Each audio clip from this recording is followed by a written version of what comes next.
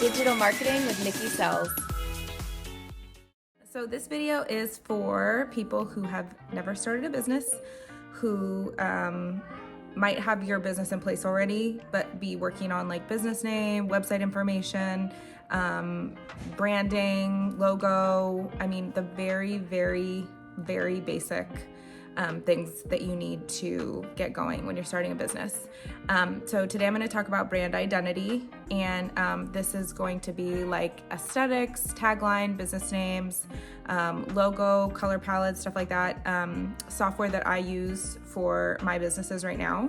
And I wanted to share this video because I have started businesses in the past and gotten logos and paid people on Upwork and stuff like that to put these things together.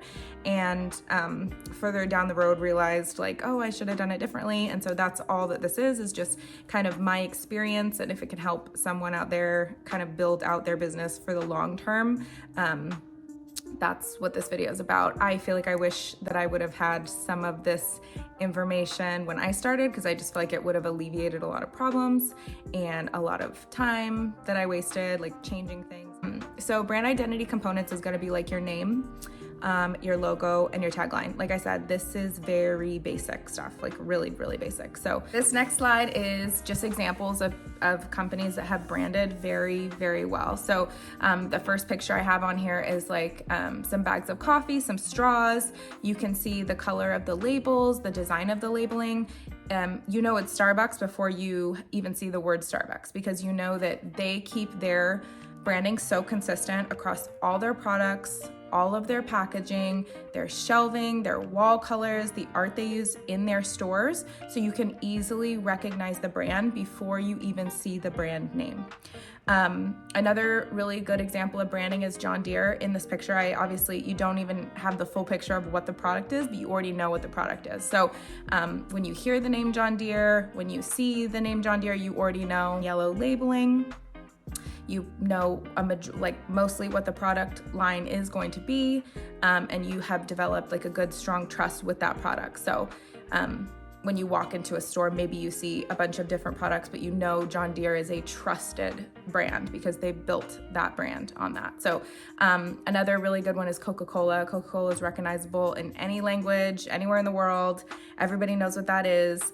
You know, people say, do you want a Coke? And they might not even necessarily mean a Coca-Cola, but everyone knows that that means like a soda or whatever. So that's another good generalized branding that they've done where people recognize them. If you start out with the basic principles that these brands are doing, it makes a difference in the long run. If these guys are so profitable and doing so well and created such amazing branding, you just want to kind of like copy that as much as you can.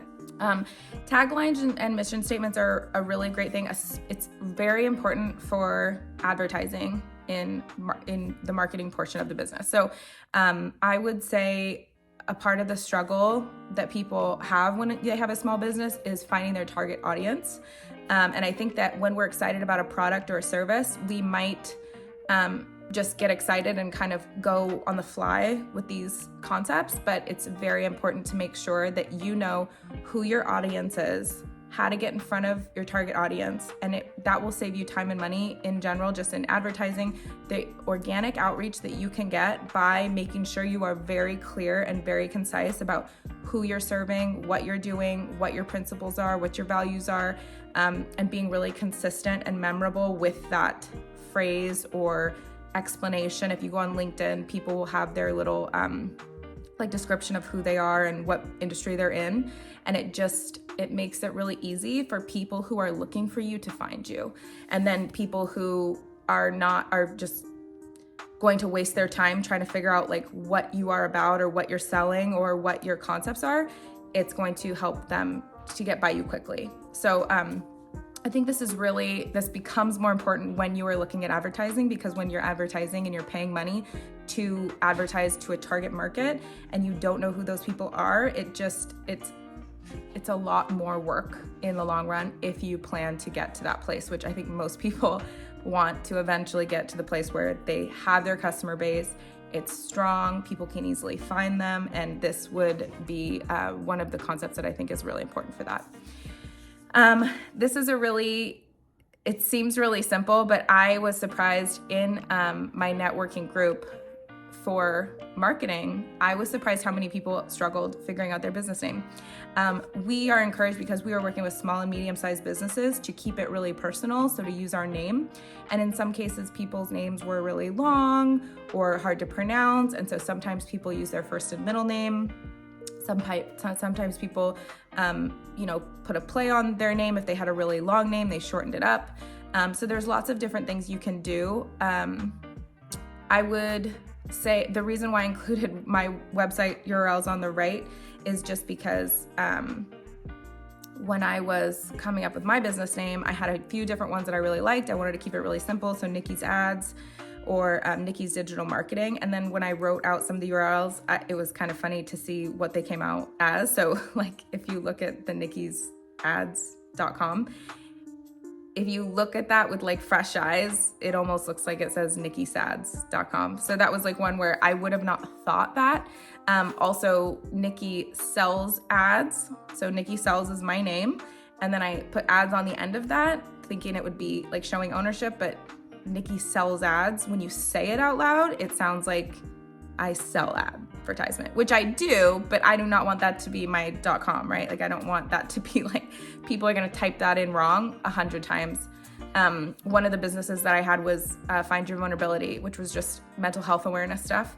And it was amazing to me after I created the website, because I thought, oh, Brene Brown's doing this. Like, this is a common thing. People are going to be looking for it. And like typing out findyourvulnerability.com was like way more complicated than I thought.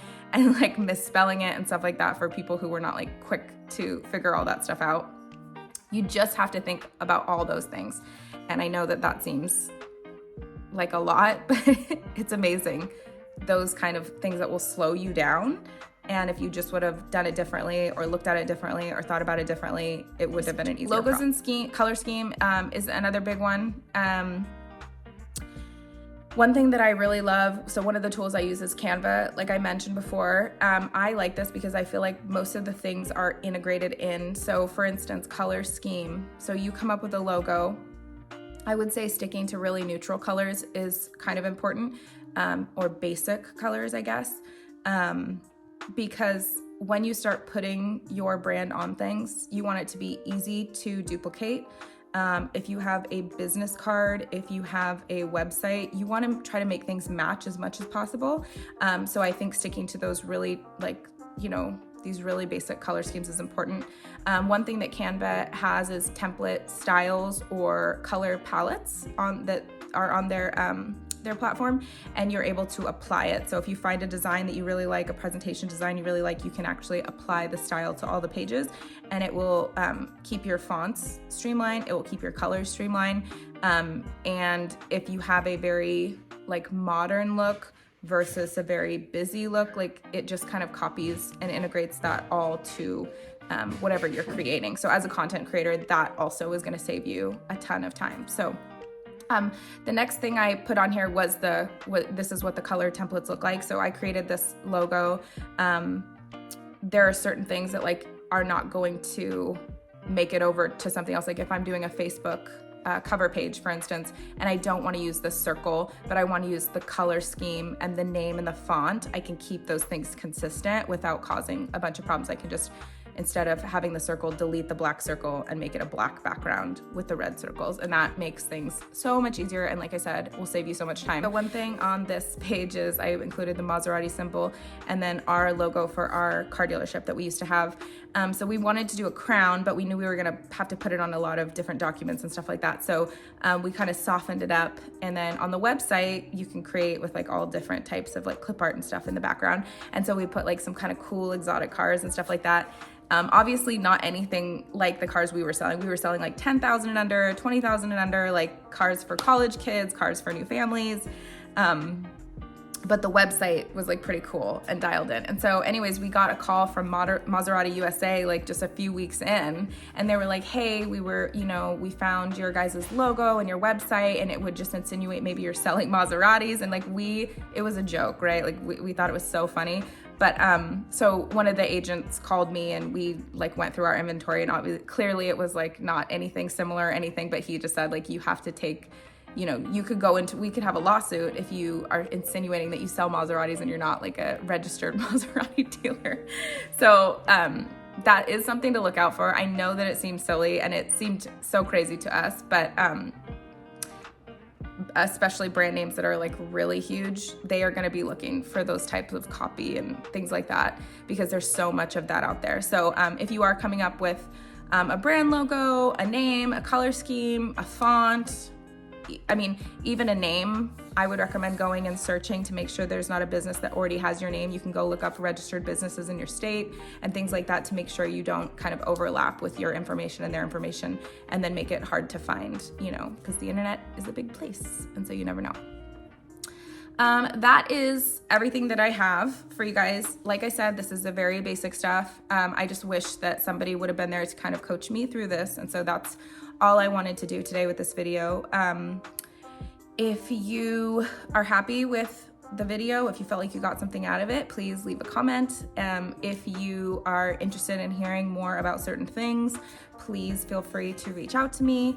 I think that is pretty much it though. So thanks for tuning in.